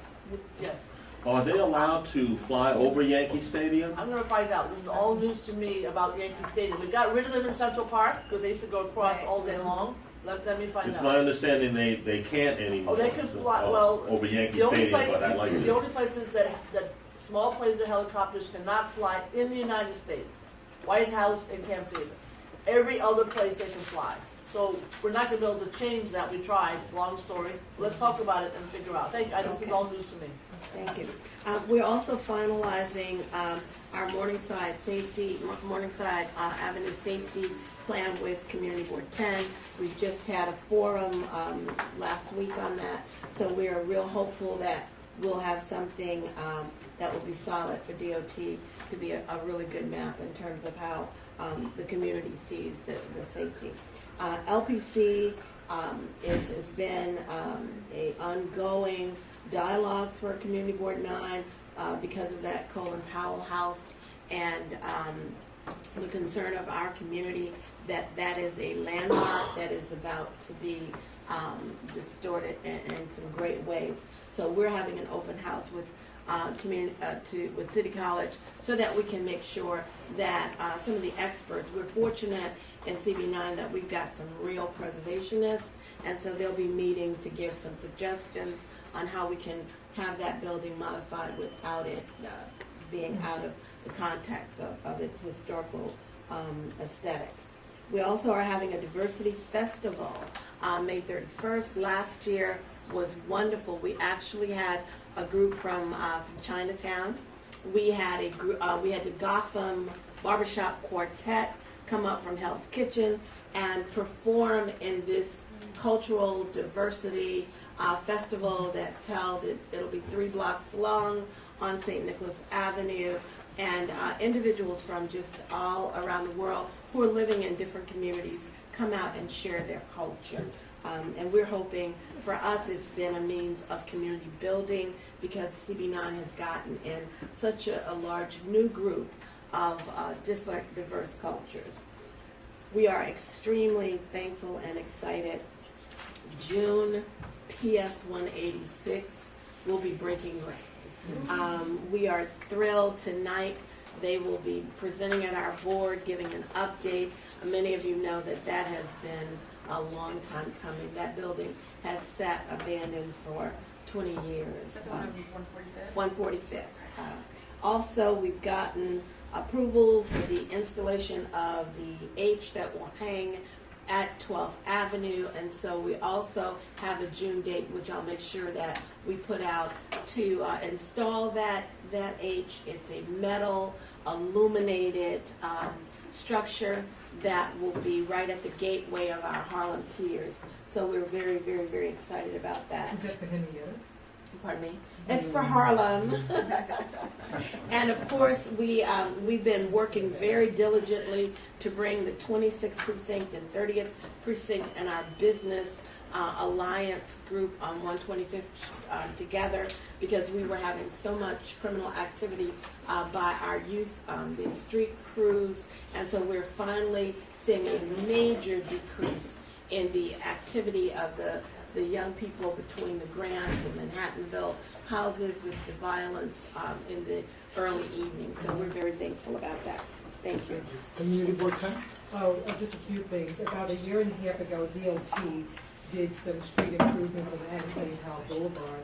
Community Board 10 wasn't very happy about it. They did safety measures by drawing a line on the ground so people can stand in. There was these little plastic tubing, and they kind of destroyed the aesthetics on Anne Powell Boulevard. Well, I'm so happy. Margaret Forgione sent me a great letter and said, I know you're going to be happy, Henrietta. They found $2 million. So they are going to start working to extend the islands to make so people can stand inside now instead of flat ground. So we're really happy that we continue to push, and we really have a really good relationship with DOT now. Whole Foods, they're working seriously on 125th Street. They are just digging. And so we're going to have Whole Foods come to us, developers come to us, just as a courtesy to talk about what they're doing, so we can get more people involved in terms of jobs and whatever else we can get out of Whole Foods as they start this development. They're very hard on jobs. How are you going to approach that? Well, we have them coming to our land use, and we basically going to have a Are you little going to have small laundry your list. agency there? Yes, we're going to have a little laundry list of things that we need in our community, and starting with employment and everything else, and seeing what else we can get from Whole Foods with this plan. Community Board 10 has 2 forums coming up. One this Saturday, a Health and Human Services Forum led by our own Dr. Hazel Dukes. And this is so we can get more people basically signed up to the affordable health care and to understand more about their bodies. This is in conjunction with Throughout the Land Cancer Center. And I think Matt, they called you since this is in your district, so we wanted you to know about it. And of course, I think you're kind of co-sponsoring. Matthew and I have to be healthier.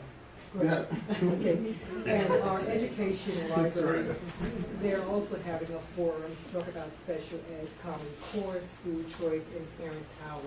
So that's happening sometime in April 12th to be exact. And talking about education, we sent the mayor a resolution that we passed last October around co-location. We don't want any more co-location in our district. We have enough, and there are all kinds of issues that are coming out of co-location. We didn't talk about that rent. That was not on our agenda, but we just wanted him to know where we stood with co-location of the schools going in. So that's something we have done. Sadly, our Captain Harrison from the 32nd Precinct is one of the individuals who will be moving away from us with the commissioner's new plans. So Rodney Harrison will be leaving us soon, and we're not sure who will come and take his place. We have got over 1,000 letters from people in the community that want the city lights to come into our area. I've talked to Margaret Forgione about this. They're seeking money right now. All about they're money. up to They don't have any 79th money. Street. No, they're not up to 79th Street. They're up to 59th Street. 59th, and then they're trying to get money up to 79th, and then they'll come further up. So we did send a letter to the commissioner, not so much in support, but just saying, hey, our community, we are getting letters, and we just want them to know that this is of interest to our community. So that's something we'll do. One sad note, this week we lost one of our board members, Pamela Bates, and I'm sure a lot of you may know Pamela Bates. She was an advocate for individuals with disabilities. She was also wheelchair bound. She was in the hospital for approximately 2 months. We went down to see her regularly, and she succumbed last Friday. So the service will be next Monday, I believe.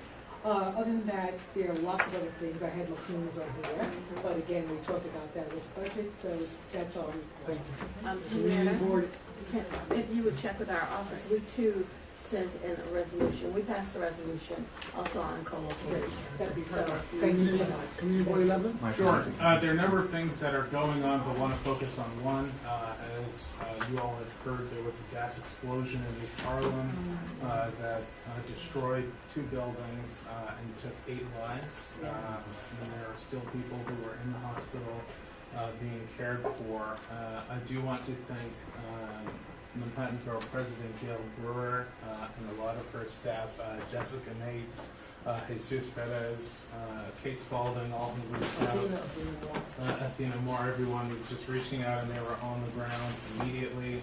Very special thank you to Reverend Georgette Morgan Thomas, who was one of the first people to call to find out how she could be helpful.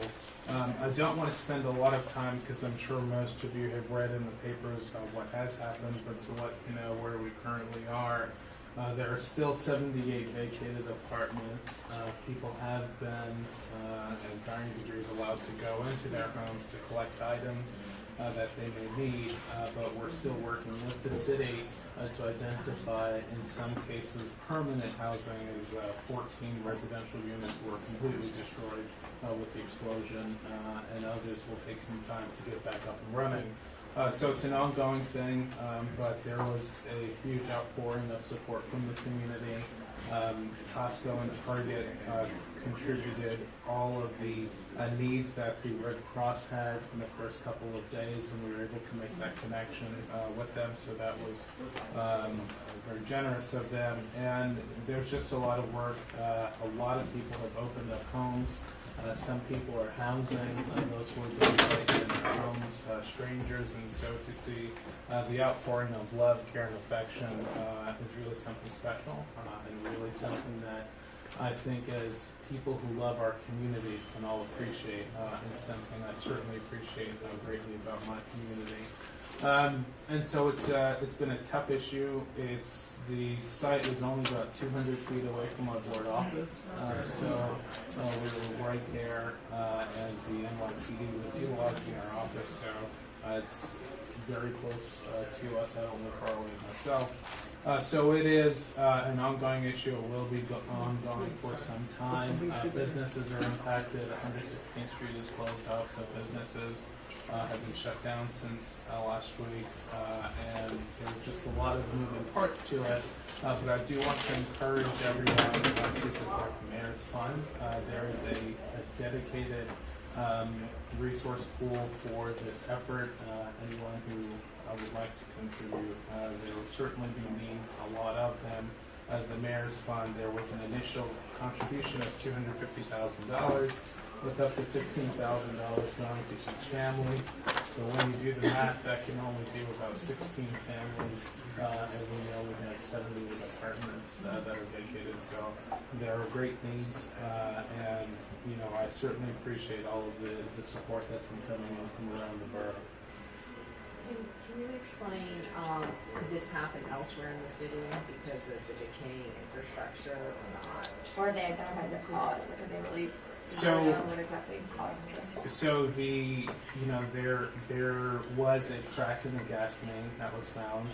We have some very old pipes. I mean these the ones that we're talking about here are 100 years old, but a lot of the system in New York City is over 60 years old, and so they're I think one of the things we've been talking with Con Edison a lot about the things that they can do and the things that we can do to help prevent these events from happening in the future. one thing that's extremely important is certainly picking up the phone and notifying Con Ed at 901-311 if you do smell gas. There were accounts of people smelling gas the night before and thinking, it was someone's stove or just not reporting it in a way where it could be addressed in a bigger manner. So there are a lot of issues. The reports are still coming out, but as things are coming out, we'll absolutely share all that information because a big concern is, how do we keep people safe and how do we prevent this from happening in the future? And it was certainly a huge tragedy, but we want to learn what we can do better as individuals and as a community to prevent these things from occurring in the future. I'd just like to touch on your question in Washington Heights, Inwood. Actually, I'm a 30-year retired engineer from Con Ed, and I worked in underground transmission distribution. And in our neighborhood, believe it or not, our infrastructure is probably the most antiquated. Our gas lines will go anywhere from 100 to 180 years old. So one of the things the utilities, we're going to need better oversight on these gas lines, 24/7 testing, more and more. Some of these, if in your case, it was a 127-year-old line that finally someone decided to hydro test it or air test it. There should be some 24/7 monitoring, but this could happen in other parts of the city. We simply, especially when you go north, the infrastructure is absolutely incredibly antiquated. So this is something that we're going to be looking at. One of the things we've talked about is, as we think about building codes, mandatory gas monitors as a part of the building code, and so a lot of things that have been in discussion. But is it something for which we should collectively have like a resolution about we want Con Ed? I mean, Con Ed makes money, so why don't we have a plan to renovate their infrastructure? Well, actually, they do, but unfortunately, Manhattan in particular is made up of what you call 38 networks. So Edison really can pick and choose what networks they actually want to work on and put money in to upgrade. That's what I'm saying. Is I think they do, yeah. They have a plan. The supervision should be that it should be really based on aging and not based on who is rich and is on the top of the. Yeah, and unfortunately. So I think there should be in their mandate. I don't know who is. That's something we might be able to take up as a public. I think it's something that we can do. Because I think it's completely unacceptable that they would have, the discretion of. You actually have no oversight as to what network they can pick and choose to work on. The Public Service Commission should be involved in that, but that's. I was gonna process and I forgot you used to work with Con Ed. I'm gonna try to pick your brain regarding because the councilman has is working with legislative to introduce legislation regarding safety valves. So I would like to pick your brain later regarding that once it goes through all the. No problem. I'd like to know, We need a bigger. yeah, we need to bigger, but if there's any other ways we could be helpful, please keep us posted. Absolutely. Community Board 12? Yesterday we held our public hearing on the statement of the preliminary budget response. That went well. It was very well attended. We have actually, we spoke about the helicopter issue, which we participated in, so we won't go there. But one of the important things in June, we do have, Community Board 12 is putting together a public hearing with Con Ed, with the Public Service Commission in Washington Heights, Inwood. Actually, we're not only, of course, as many of you know, buildings have to convert from number 6 to number 2 to gas. We're having problems in Washington Heights, Inwood. We've come to a complete standstill with the conversion process. Number one, we don't have infrastructure for gas for those who want to convert. And we have, as many of you know, we have 80 to 100-year-old buildings, and so it's a problem. So we're looking for the utilities There was NYSERDA also helped, We'll be having NYSERDA in, okay, so I just wanna make sure you're. yeah, we're gonna have Public Service Commission in, NYSERDA. We're inviting engineers to come in.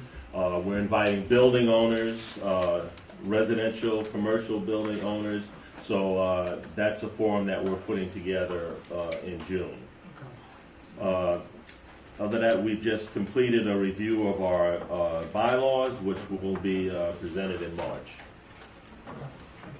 Before we adjourn, two issues. You all received the email from Deputy Borough President Joe Garba regarding the sites in the district. Just a quick word on that. Yes, thank you. On Tuesday, you and your district manager should receive an email from our office. The borough president and I met with Deputy Mayor Alicia Glenn, who's Deputy Mayor for Housing and Economic Development, last week.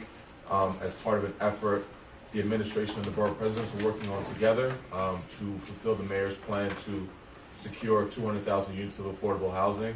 So similar to what we did with the troubled traffic sites with your community boards, we're looking for your assistance to help us identify, as Gail always says, Manhattan has unique challenges to building affordable housing. So we're looking for your assistance in helping us identify any opportunities for affordable housing that we or the administration may be missing. So we're asking for your help in looking at your communities and providing us with addresses or lot numbers for either existing buildings, vacant buildings, or vacant land where there's potential and opportunity for affordable housing development. So we're asking for you over the next 10 days to talk to your boards, come up with recommendations for us that we will. Our office is happy to vet these things.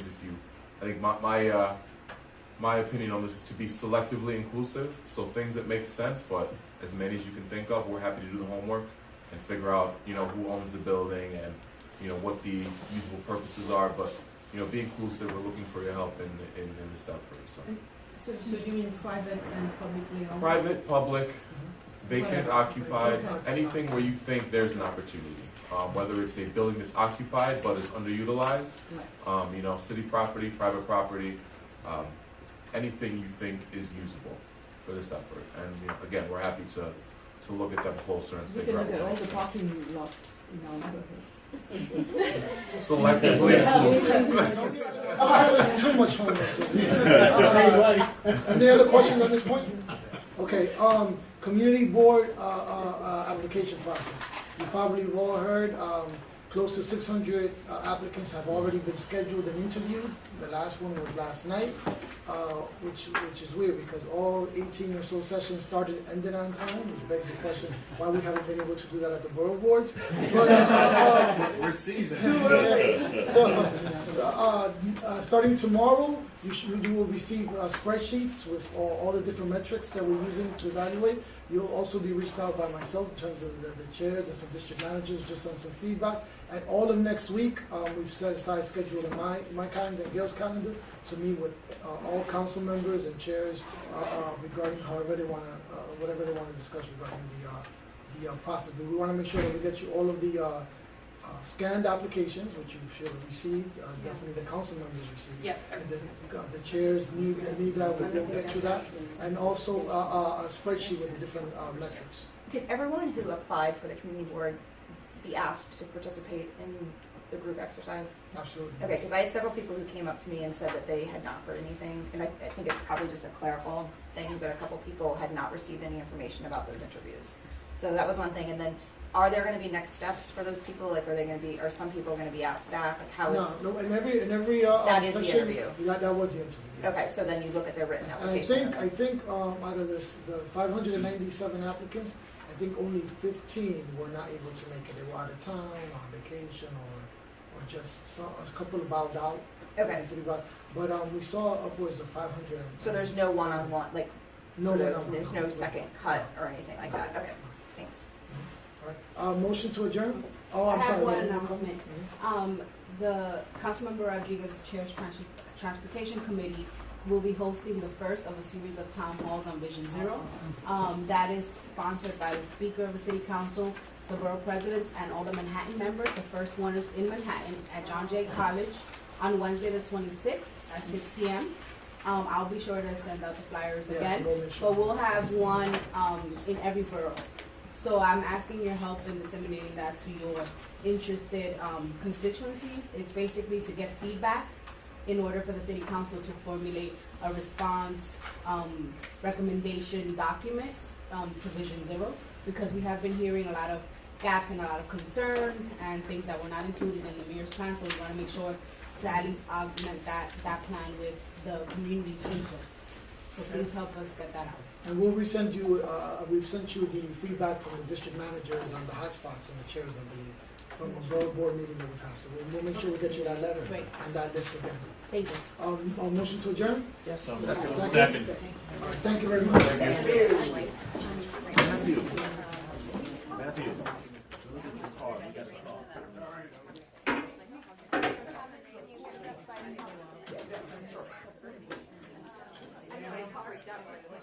Yeah, this, that's.